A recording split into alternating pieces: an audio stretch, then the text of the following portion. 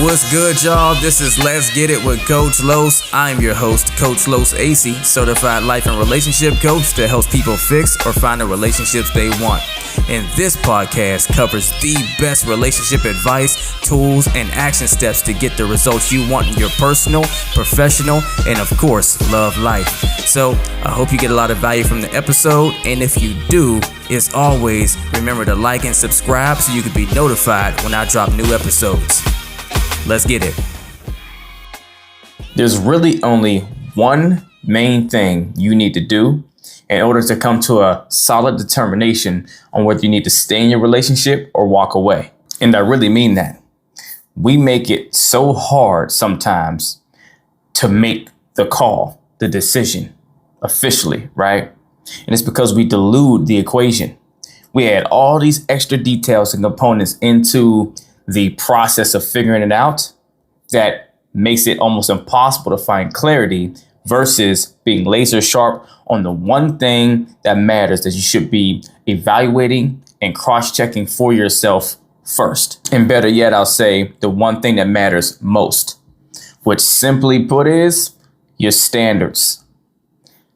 I don't care what the problem is in the relationship. I don't care how long you've been dealing with it. I don't care what magnitude it is, how big or small it is. I don't care who's right or who's wrong, all the things. If you're on the fence on whether you should remain in your relationship or walk away, the one thing you need to turn to is asking yourself, can my partner actually live to my standard that I require? See, the reason why this makes it a simple answer is because it doesn't matter how great or not that your partner is. What matters is if they can be a contribution in a healthy way to what you require to live as a happy, healthy, holistic person, right? That is non-negotiable. And heck, the same can be said for you to your partner. Asking yourself, can you live to their standard, right? Because there's no right or wrong in having standards. They're for each of our own to decide what we require, right?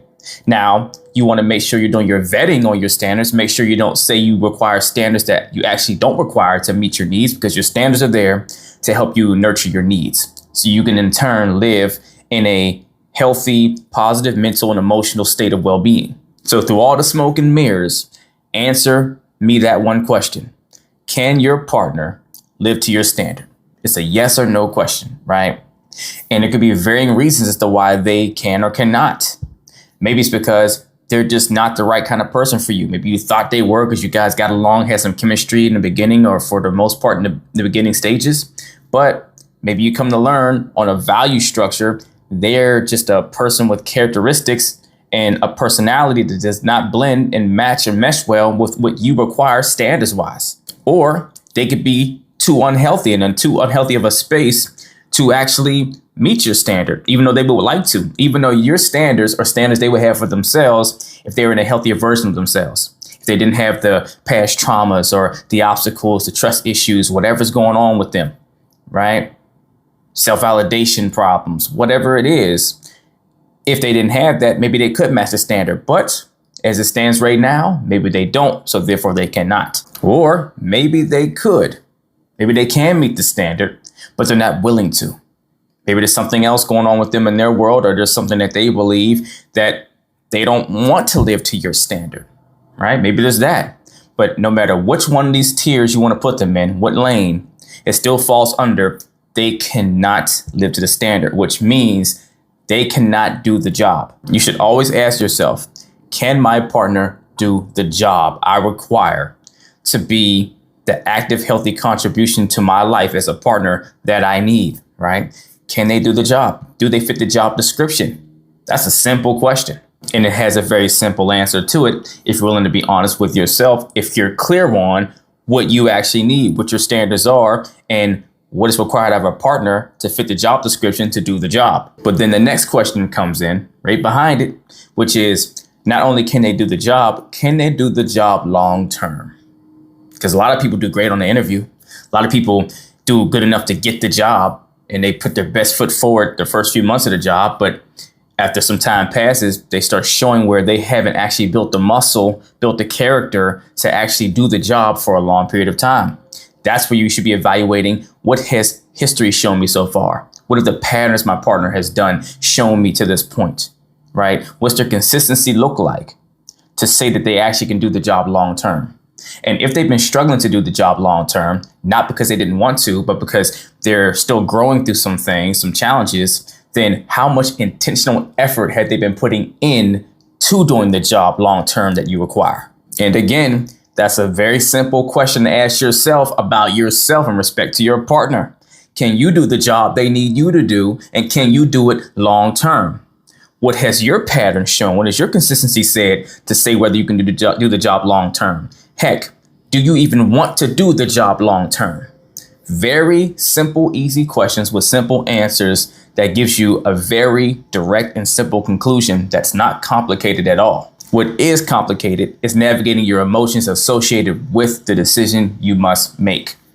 And if that decision happens to be, I need to walk away, it's not the issue of coming to that conclusion. It's the issue of going through the emotional grieving and detaching that you must do to actually act on what you know. Or maybe you come to the conclusion they can do the job, then they can do it long term, or I can do the job, I can do it long term.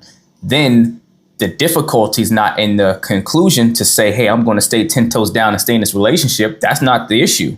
The issue is the road of actually doing the work to make it happen.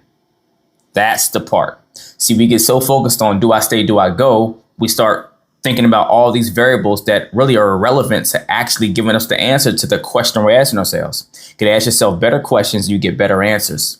You get better answers, you get better clarity on what you need to do to get the better result, whichever side of the tracks that falls on. If you're in this position, take the time to do the due diligence for yourself to get clear on your standards. Make sure the ones that you have that are standards are actually requirements for you and not stuff that you just added in that makes it more complex to have someone be able to do the job, right? But also make sure you're living to your own standards. You can't expect your partner to come live up to standards you're not living up to yourself. Then ask yourself, can my partner do the job and can they do it long term? And if you do that, then evaluate what are your partner standards, all right? And if you're not clear, go ask, go investigate, and then ask yourself, can I do the job and can I do it long term? Then whatever conclusion you come to, ask yourself, what do I need to do to begin detaching myself emotionally? What conversation do I need to have to start breaking things off and working towards exiting the relationship? Or what kind of conversation do I need to have with my partner to discuss a game plan, to get on the same page, to make sure we're living to each other's standards, to do the job short and long term? If you need help learning the tools and the skills to work through the process to either walk away or learn how to rebuild and save your relationship to be healthy, either email or DM me the word coaching and we'll get to work as long as you're truly ready to put the work in. If you're not ready for one-on-one coaching, don't have the space or the time, email or DM me the word revival and join my Relationship Revival Hub community so you can learn on your own time at your own pace. Either way, get in the race. Let's get it.